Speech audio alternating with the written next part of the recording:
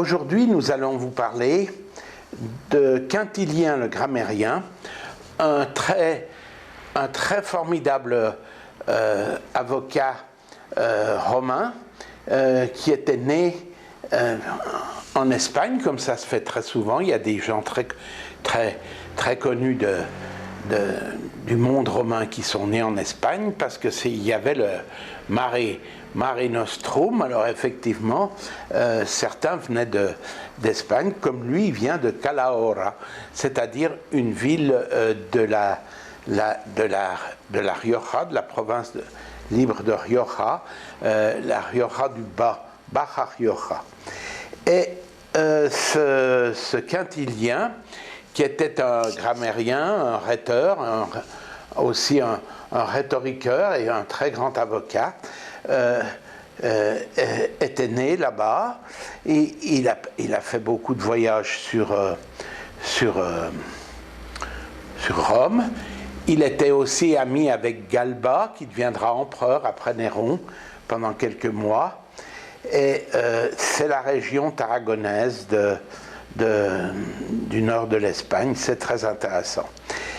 Alors le voilà ici, tel qu'il est représenté à Calahorra, devant la mairie, sur une belle statue avec une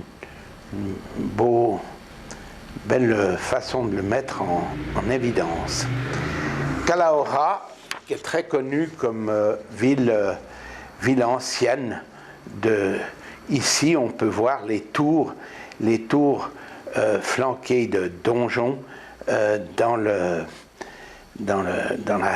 centre de ce Calahorra, avec ses beaux ciels bleus. Voilà le Quintilien, dans ses explications, quand il enseignait beaucoup à Rome l'art de devenir un bon orateur, parce que c'est très important d'être un bon orateur. Le voilà encore représenté avec sa couronne de laurier. Le voilà dans son enseignement, ici en portugais. Et voilà sa classe au forum où il enseigne. Et voilà une partie de sa méthode telle qu'elle a été utilisée et qu'elle est encore utilisée aujourd'hui. Vous voyez, cette méthode, c'est d'avoir mis au point 7 points très importants d'un discours que lui a appelé le CQQ COQP, c'est-à-dire que chaque chose trouve sa place. Vous avez combien, où, quoi, pourquoi, comment, qui, quand. Donc, si vous devez faire un discours, ou si vous devez faire une plaidoirie, ou si vous devez être un orateur important et que vous voulez convaincre les gens, il faut que votre discours ait passé ces 7 points pour qu'il soit bien présenté et qu'il figure correctement dans la structure de ce que vous allez exprimer. Ici, on voit très bien que ceci a été repris et que c'est utilisé encore aujourd'hui, où on apprend en fait à parler, où on apprend aussi à apprendre. C'est-à-dire qu'on a la personne qui devrait défendre une personne, un client, eh bien, elle peut passer tous ces points pour être sûre qu'elle a tout bien examiné et qu'elle sait tout ce qu'il lui faut sur son client. Ça, c'est le problème des avocats, parce que lui-même était avocat. Mais malgré tout, c'était quand même un penseur intéressant. Et il nous a laissé une toute petite citation, une toute petite parole. Cette toute petite parole, c'est « tout n'est pas dit ». Effectivement, tout n'est pas dit. C'est-à-dire que lui, il voulait dire de cette manière que le langage était en fait le véhicule du temps.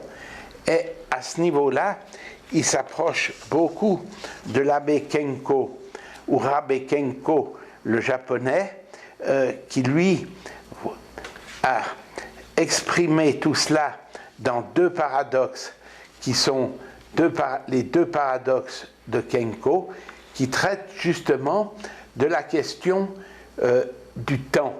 Est-ce que la personne qui peignait un tableau au XVIe siècle était déjà conscient que son successeur au XXIe siècle serait peut-être meilleur que lui? Mais peu importe s'il était meilleur ou pas, est-ce qu'il faisait ce travail en pensant à cette distance sur le temps? On doit aussi se rappeler que la Bible, elle commence par une fonction temporelle. On dit « au commencement ». Alors il est où le temps? Eh bien, il est avant, certainement. Il est certainement tapi dans le Tzimtzum de la Kabbale. Il est là qui va sortir, qui va venir s'exprimer, et c'est là où il est extraordinaire, le temps, c'est-à-dire qu'après, il va, dans tout le courant du livre saint, il va être présent, et il va être là à chaque moment. Donc, le temps fait partie du langage, et il est contenu dans le langage, puisque effectivement Quintilien, on l'appelait Quintilien le grammairien, et dans la grammaire tout le monde sait qu'il y a la déclinaison des verbes, et que la déclinaison des verbes se fait en fonction du temps, puisqu'elle exprime le passé, le présent, le futur, et même des choses aussi étonnantes que le futur antérieur. Donc ici, je vous ai présenté Urabe Kenko. Voilà Urabe Kenko qui est à la tâche.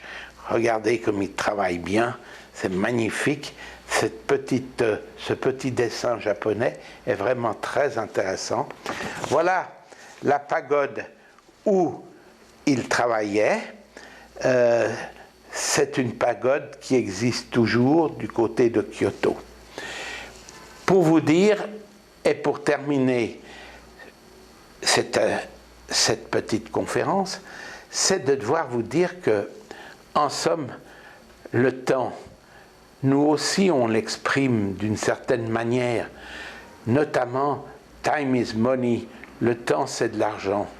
Mais oui, parce que finalement, certainement que le salaire est horaire, et il se transforme en argent.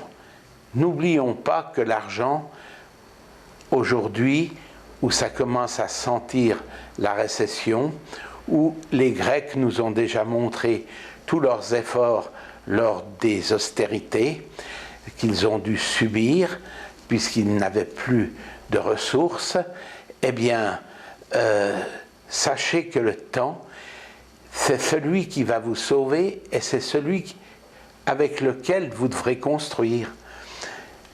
Pour cela, je vous montre un très ancien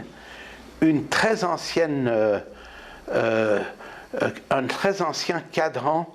Vous voyez, il est très grand, vous voyez la chaise à côté. C'est probablement un cadran d'église.